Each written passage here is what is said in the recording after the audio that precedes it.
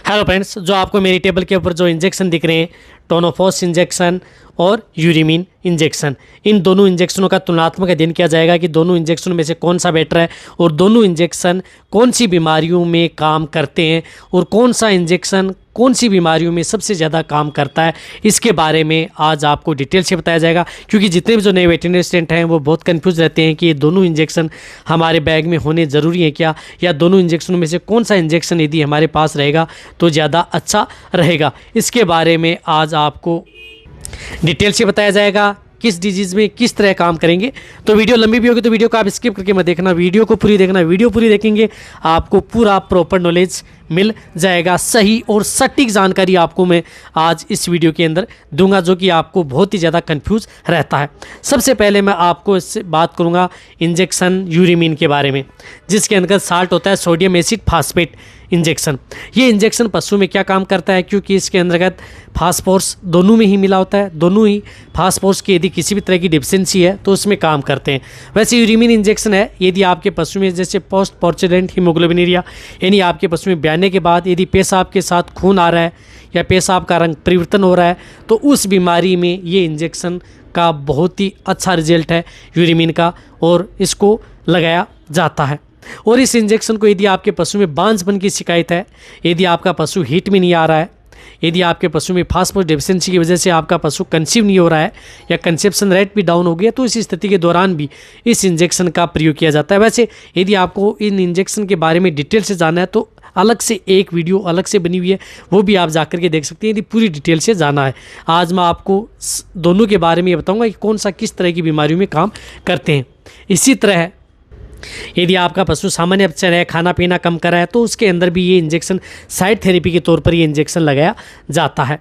इन fertility है, इसमें भी आपको प्रयोग किया जाता है। रही बात ये, यदि आपका पशु कीटोसिस में हो गया है या मिल्क फ्यूर में हो गया है, तो उसको इम्प्रूवमेंट करने के लिए इस तरह की डिजीज़ में भी आपको ये इंजेक्शन उन रोगों में लगाया जाता है। पाइका रोग, यदि आपका पशु है खाद्य वस्तुएं खाता है या मिट्टी, चमड़ा, प्लास्टिक, अदर जो चीज़ें यदि आपका पशु खा रहा है, तो उस स्थिति के दौरान भी ये जो यूरिमीन इंजेक्शन है, इस इंजेक्शन का प्रयोग किया जाता है और इसका अच्छा रिजल्ट भी आपको देखने को मिलता है। जो मैंने ये डिजीज़ बताई है, इस डिजीज़ के अंदर तो ये इंजेक्शन काम करता ही करता है। अब बात करूंगा मैं इंजेक्शन टोनोफॉस के बारे में, जिसके अंदर साल्ट होता है टोल्डिमफॉस सोडियम। ये इंजेक्शन आपके पशु में क्या काम करता है, जो ये इंजेक्शन यूरिमीन जो इंजेक्शन काम करता है उन रोगों में तो काम करता ही करता है, बट उनके साथ अलग ये इंजेक्शन और रोगों में क्या काम करता है। देखो, यदि आपके पशुओं में ब्याने के बाद यदि जो पेशाब के साथ खून आ रहा है, तो उसमें जो अच्छा रिजल्ट है वो रिजल्ट है यूरिमीन इंजेक्शन का, सोडियम एसिड फास्फेट का।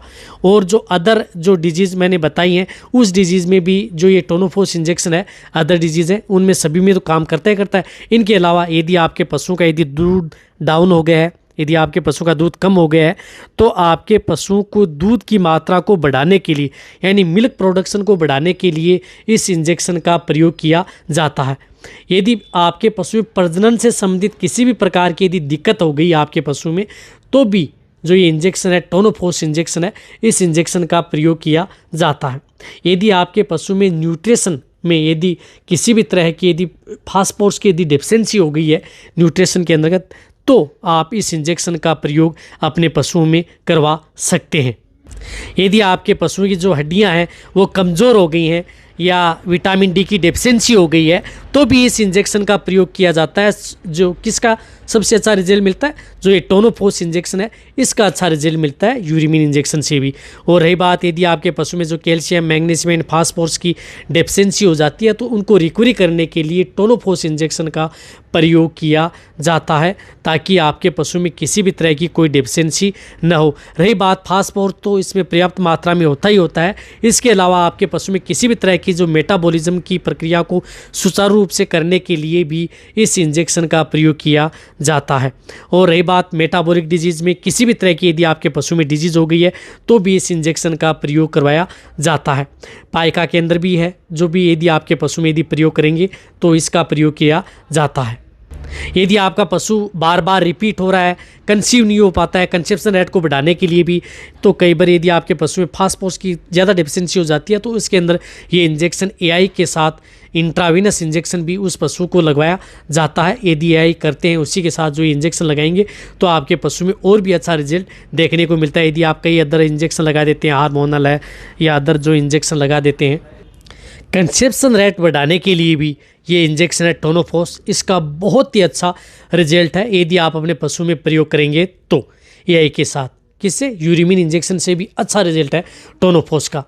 किसी भी तरह की यदि कोई भी डिजीज़ है तो भी आप यदि प्रयोग करेंगे तो भी इसका अच्छा रिजल्ट है। कहने का मतलब ये है, बताऊं तो मैं आपको, टोनोफॉस जो इंजेक्शन है इस इंजेक्शन का रिजल्ट यूरिमिन इंजेक्शन से अच्छा है यदि आप प्रयोग करेंगे।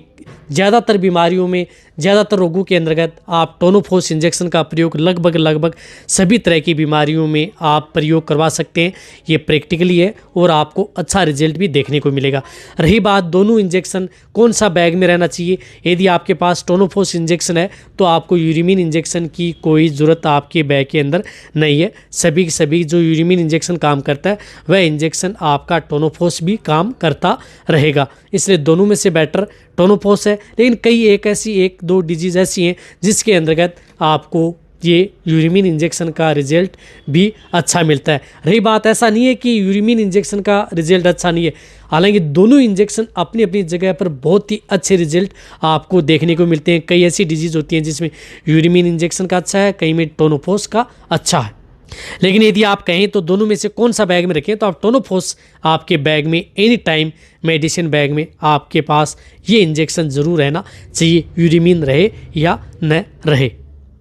रही बात, देखो दोनों इंजेक्शनों की डोज बताऊं तो आपको जो यूरिमिन इंजेक्शन है, इस इंजेक्शन को जो लार्ज एनिमल्स हैं उसके अंदर आप 15 से ml से लेकर के 20 ml तक इंट्रामस्कुलर, इंट्रावीनस, सबकट, यानी तीनों रूट से आप ये इंजेक्शन का प्रयोग सभी पशुओं में, छोटे से लेकर के बड़े पशुओं में कर सकते हैं। स्मॉल एनिमल्स हैं उसके अंतर्गत जो छोटे जानवर हैं उनमें इसकी डोज होती है आपके पशुओं के लिए। जो भेड़ बकरियां हैं इनमें 2 ml से लेकर के 5 ml या 7 ml तक इसका प्रयोग किया जाता है। इसी तरह डॉग के अंतर्गत भी इस इंजेक्शन का प्रयोग किया जाता है 1 ml से लेकर के 3 ml तक इंट्रामस्कुलर, जो ये सोडियम एसिड फास्फेट यूरिमिन। रही बात जो टोनोफॉस की, तो टोनोफॉस इंजेक्शन जो लार्ज एनिमल्स हैं इसके अंतर्गत आप 20 ml तक लगा सकते हैं। यदि और भी ज़्यादा किसी तरह की यदि डेफिशिएंसी है तो रोग की स्थिति देखी जाती है कि तो इसकी डोज आप 30 से 40 ml तक भी कई रोगों के अंतर्गत इसको इंट्रावीनस दिया जाता है यदि किसी भी तरह के पशु में कोई बहुत ज़्यादा यदि डेफिशिएंसी यदि पशु में हो गई है। दोनों इंजेक्शन हैं, ये इंजेक्शन आपको किसी भी तरह की नर्वाइकल डिजीज हो गई है, आपका पशु बैठ गया है, खड़ा नहीं हो पाता है, तो भी आप इन इंजेक्शन का प्रयोग कर सकते हैं। लेकिन नर्वाइकल डिजीज़ में आपको टोनोफॉस जो इंजेक्शन है इस इंजेक्शन का अच्छा रिजल्ट मिलता है यदि आपके पशु में किसी भी तरह की पैरालाइसिस है, लकवा ग्रसित हो गया है, खड़े होने में दिक्कत कर रही है, बैठ जाता है, हड्डियां कमज़ोर हो गई हैं, हड्डियां यदि आपके पशु की बोल रही हैं, तो उसमें आपको टोनोफॉस का अच्छा रिजल्ट आपके पशु में देखने को मिलता है।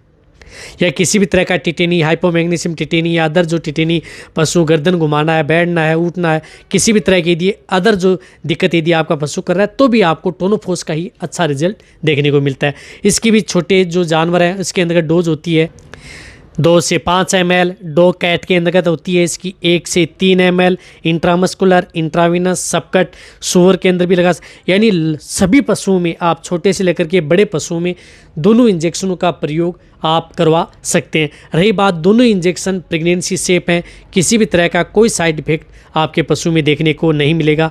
यदि इसकी डोज भी ज़्यादा लग जाएगी तो भी आपके पशु में कोई साइड इफेक्ट आपको देखने को नहीं मिलेगा, यानी ये दोनों ही सेफ हैं। रही बात, ये दोनों जो इंजेक्शन है यदि आपके पशु में किडनी से संबंधित यदि कोई दिक्कत हो गई है तो उसके अंतर्गत आपको इसकी डोज कम लगानी चाहिए या इनका प्रयोग नहीं करना चाहिए।